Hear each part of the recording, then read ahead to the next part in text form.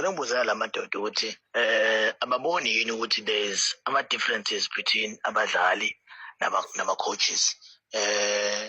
Indlela abadlali abaphefoma ngayo ikhombisa ukuthi abadlali they're not happy.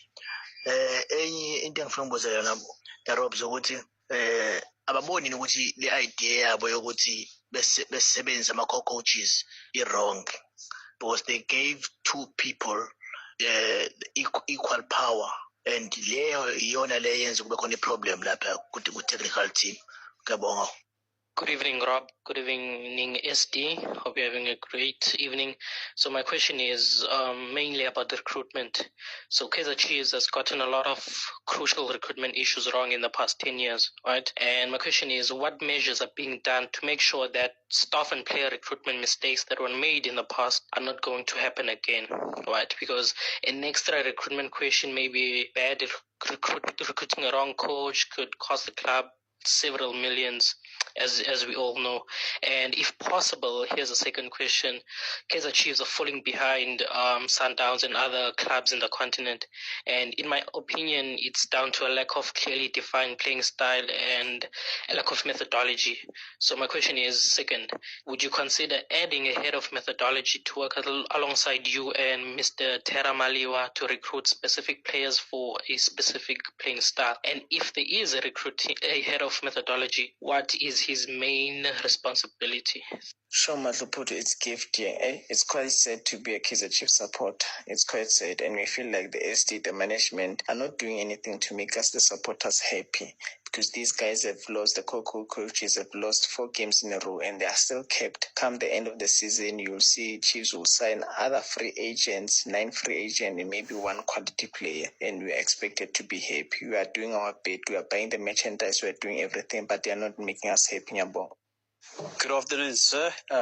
Just a small little thing that obviously we tried at the Bulls when the team was down and out. You have to do a reset, basically a whole thing of where you look at the guys, where they're training, the facilities, maybe look at a different adventure, take them to do paddle, play tennis, or roll balls, or cricket even, just something different, just to refresh their minds. We just always said, think out of the box, reset, then we go again from there. All right, think again, reset.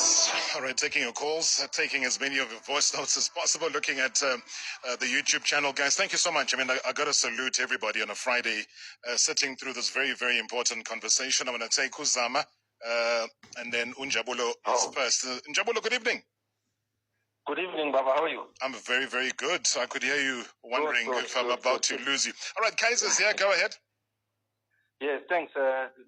Thanks, Rob, for an opportunity. I want to speak to Kaizer Junior and the Kaizer Chiefs community. Kaizer, let's be frank, my brother. Whatever that you've been trying as Chiefs management, it's not working out. We need to re-strategize. The proof is in the pudding. If you look at the types of players, the recruitment strategy, our recruitment strategy is flawed. We need to revisit how we recruit our players. You need to open your checkbook as Kaizer Chiefs and buy quality players. And please, let's stop going for free agents, especially free agents that have been discarded by Pirates and Sundowns. It's hurting for us as Kaizer Chiefs supporters. For someone like me, I've been supporting this team since 1985. There's been quality throughout all these years.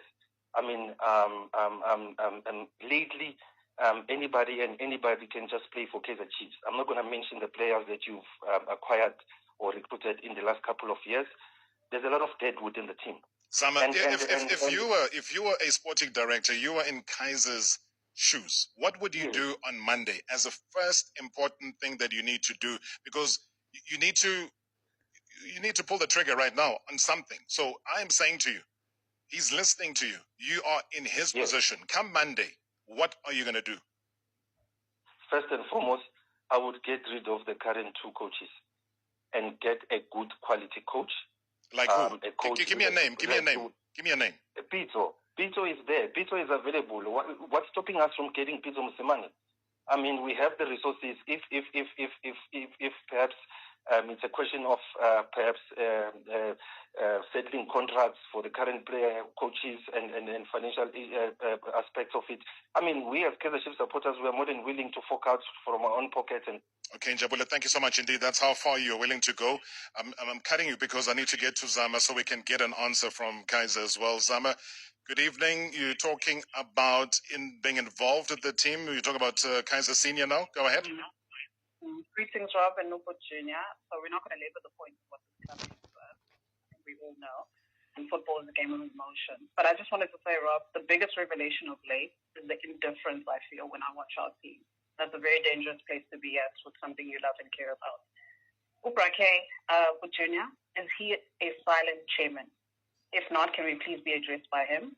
And if he's listening, Brake, you were silent for 10 years. You saw what happened. You want another 10 years of what was? Or will you defend your name and your legacy? Eventually, Sizophelelo Mboy.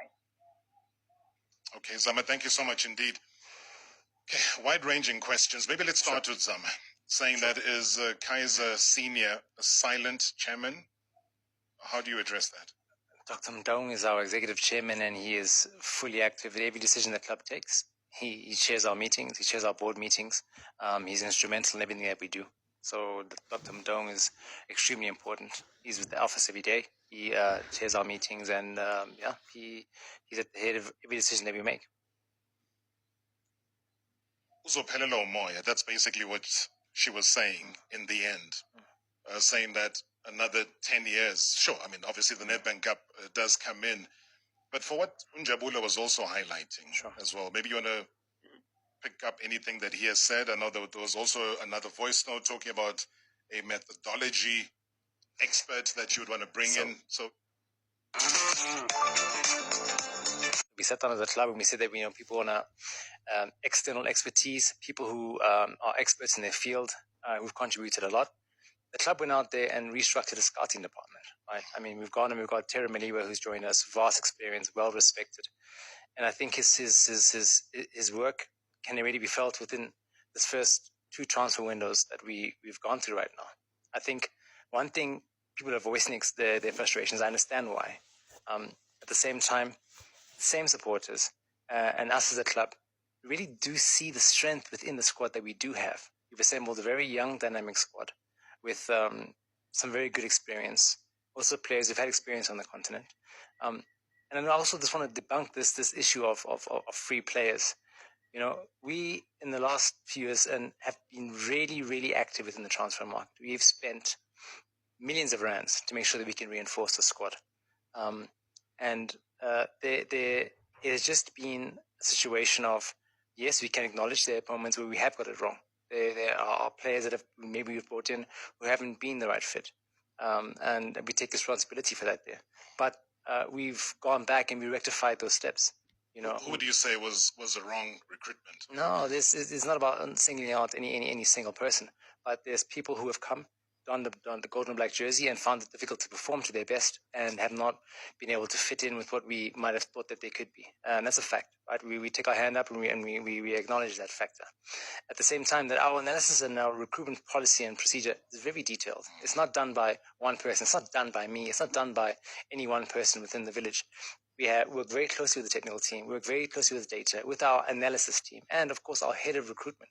And one thing that people need to understand also is that we have a very, very strong and sound youth development structure, and that also forms part of recruitment.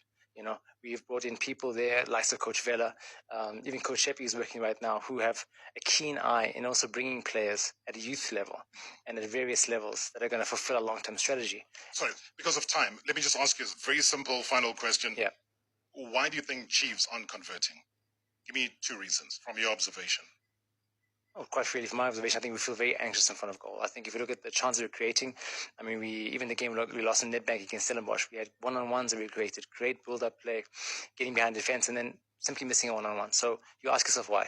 Are we anxious in front of goal? Are we calm? Are we settled? So anxious is one? There's many factors, Rob. Give me the second one. Well, there's many technical factors, right? And what I'm trying to say is that we're getting into the right areas, right? And we're creating these chances. The fear is not creating the chances, which was the last game against Richards Bay. And I think that is a big red flag for us. Not having one shot on goal is actually our last standpoint. So all the things about creating chances, we put that aside. The last game we didn't. And it's a red flag. It's an emergency situation that we're looking to resolve as soon as we can. Obviously, as we sit through, with the Optajabus of this world, and we work out and we observe what's happening within the field of play, I'll leave you with 4 observations as to why Kaizer Chiefs are not converting. Sure. The players take poor quality shots. That's one. 92% of the shots are speculative. 8% are in decent positions. 8%. Which closely correlates with the 6% conversion rate. And then you subpoint that by saying that shooting when they can cross, so the decision making is wrong, so they shoot instead of crossing, shooting when others are in better positions. And that, Mr. Kaizer, unless you want to go into extra time, is where we leave it. I just want to say, Rob, to all the people, I know there's a lot of questions that we weren't able to answer today. We want to answer the questions. You can invite me back on the show again whenever we need to do it. It's important for the people to know that we're here to listen. All right? I'm not here to come with excuses. We're not here to put a band-aid over anything. We want people to know that we're here for them, and we are with them. We hear them. We hear them, Rob.